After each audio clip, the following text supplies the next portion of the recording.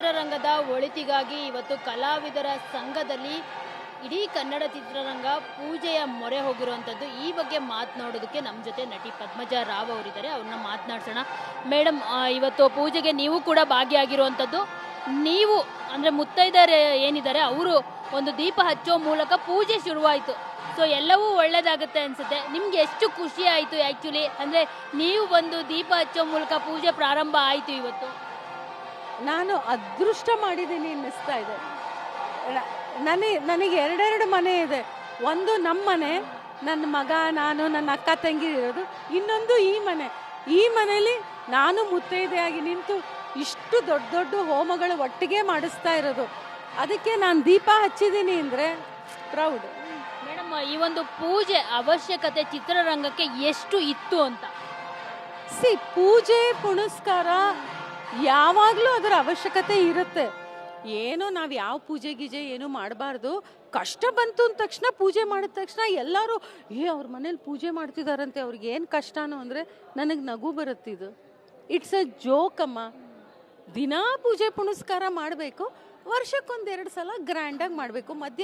ಇದೇ ನಮ್ಮ ಬಿಲ್ಡಿಂಗು ಅಂಬರೀಷ್ ಸರು ಶುರು ಮಾಡಿದಾಗ ನಮ್ಮ ಅಂಬರೀಷ್ ಸರು, ರಾಕ್ ಲೈನು, ದೊಡ್ಡಣ್ಣ ಎಲ್ಲ ನಿಂತ್ಕೊಂಡು ಎಷ್ಟು ಗ್ರ್ಯಾಂಡಾಗಿ ನಾವು ಓಪನಿಂಗ್ ಮಾಡಿದ್ವಿ ಗೊತ್ತಾ? ಎಷ್ಟು ದೊಡ್ಡ ದೊಡ್ಡ ಹೋಮಗಳು ಪೂಜೆ ಆವಾಗಲೂ ಆಗಿತ್ತು. ಅಂಬರೀಷ್ ಸರ್ ಎಲ್ಲ ಕಡೆ ಜೋರ್ ಗೀರ್ ಮಾಡ್ಕೊಂಡು ಎಲ್ಲ ನಡೆಸಿದ್ರು. ಅದಾದಮೇಲೆ ಕೋವಿಡ್ ಬಂತು, ಸ್ವಲ್ಪ ಪ್ರಾಬ್ಲಮ್ ಆಗಿತ್ತು. ಇವಾಗ ಮತ್ತೆ ಪೂಜೆ ಮಾಡ್ತಿದಾರಂತೆ. ಖುಷಿ ಪಡೋ ವಿಷಯ, ಅದರಲ್ಲೇನು ನಿಗೂಢ ರಹಸ್ಯ ಇಲ್ಲ. ಮೇಡಮ್, ಕೋವಿಡ್ ಬಂದಾಗ ಚಿತ್ರರಂಗಕ್ಕೆ ಯಾವ ರೀತಿ ಪರಿಸ್ಥಿತಿ ಇತ್ತು ಅಂತ ಎಲ್ರಿಗೂ ಗೊತ್ತಿರೋವಂಥದ್ದೇ. ಅದಾದಮೇಲೂ ಕೂಡ ಅದೇ ರೀತಿ ಮುಂದುವರೆದಿರೋವಂಥದ್ದು. ಎಲ್ಲ ರಂಗಗಳು ಅಂದರೆ ಎಲ್ಲ ಚಿತ್ರರಂಗಗಳು ಚೆನ್ನಾಗಿದ್ದರೆ ಕನ್ನಡ ಚಿತ್ರರಂಗ ಮಾತ್ರ ಸ್ವಲ್ಪ ಡೌನ್ಫಾಲ್ನಲ್ಲಿದೆ. ಸೊ ಹೀಗಾಗಿನೇ ಇವತ್ತು ಪೂಜೆ ಮಾಡ್ತಿರೋವಂಥದ್ದು.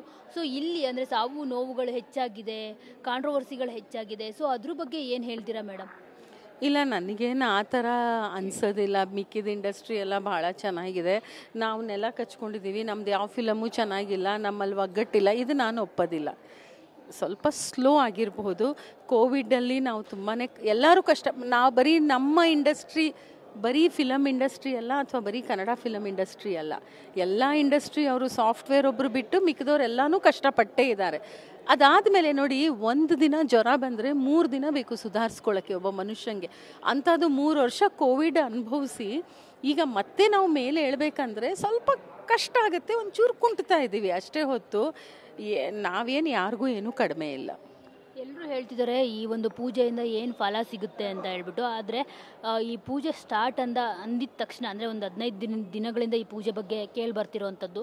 ಈಗ ಭೀಮಾ ಕ್ಲಿಕ್ ಆಯಿತು, ಕೃಷ್ಣಂ ಪ್ರಣಯ ಸಖಿ ಗುಡ್ ಸ್ಟಾರ್ಟ್ ಸಿಕ್ಕಿರೋವಂಥದ್ದು, ಬುಕ್ಕಿಂಗ್ಸ್ ಚೆನ್ನಾಗಿದೆ ಕೃಷ್ಣಂ ಪ್ರಣಯ ಸಖಿಗೆ. ಸೊ ಇದೆಲ್ಲವೂ ಒಂದು ರೀತಿ ಪಾಸಿಟಿವ್ ವೈಬ್ಸ್ ಅಂತ ಅನಿಸುತ್ತೆ ಮ್ಯಾಮ್.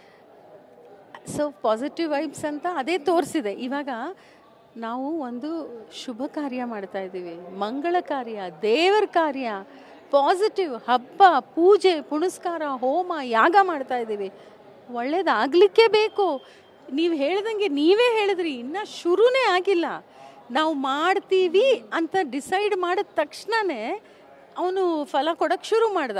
ಒಳ್ಳೇದಾಗಲಿಕ್ಕೆ ಬೇಕು, ಹಾಗೇ ಆಗತ್ತೆ. ಫೈನಲಿ ಈ ಒಂದು ಕಂಟಕಗಳು, ಗಂಡಾಂತರಗಳು ಬಂತು, ದರ್ಶನ್ ಸರ್ ಕೊಲೆ ಪ್ರಕರಣ ಆಗಿರ್ಬೋದು, ವಿಚ್ಛೇದನಗಳಾಗಿರ್ಬೋದು, ಎಲ್ಲವೂ ಕೂಡ. ಅದ್ರ ಬಗ್ಗೆ ನಿಮ್ಗೆ ಎಷ್ಟು ನೋವಾಗಿತ್ತು ಮೇಡಮ್? ನೋವಾಗೋದು ಸಹಜ ಅಲ್ವಾ? ಆದರೆ ಈ ಪ್ರಾಬ್ಲಮ್ಗಳು, ಈ ಕಂಟಕಗಳು ಯಾರಿಗೂ ಬರೋದೇ ಇಲ್ವಾ? ಬರೀ ನಮ್ಮ ಫಿಲಮ್ ಇಂಡಸ್ಟ್ರಿಗೆ ಬಂದಿರೋದು? ನಮ್ಮದು ಸುದ್ದಿಗೆ ಬರುತ್ತೆ ಅಷ್ಟೇ ಹೊತ್ತು ಎಲ್ಲರೂ ಅನುಭವಿಸ್ತಾರೆ. ಇದು ಯಾರಿಗೂ ತಪ್ಪಿದ್ದಲ್ಲ. ಗಂಡಾಂತರಗಳು, ಶನಿ ಕಾಟ, ದೇವರು ಒಳ್ಳೇದು ಮಾಡ್ತಾನೆ, ಕೆಲವು ಸಲ ಒಂದಿಷ್ಟು ಕಷ್ಟಗಳು ಕೊಡ್ತಾರೆ. ಕಷ್ಟ ಬಂದಾಗ ತಾನೇ ನಾವು ಅವನ್ನ ನೆನೆಸ್ಕೊಳ್ಳೋದು. ಎಲ್ಲ ಒಳ್ಳೇದಾಗತ್ತೆ. Thank you so much. Thank you. So ನೋಡಿದ್ರಲ್ಲ, ಇದಿಷ್ಟು ನಟಿ ಪದ್ಮಜಾ ರಾವ್ ಅವರ ಮಾತು. ಕ್ಯಾಮ್ರಾ ಪರ್ಸನ್ ರಮೇಶ್ ಜೊತೆ ಮಂಗಳರಾಜ್ ಗೋಪಾಲ್, TV9 ಬೆಂಗಳೂರು.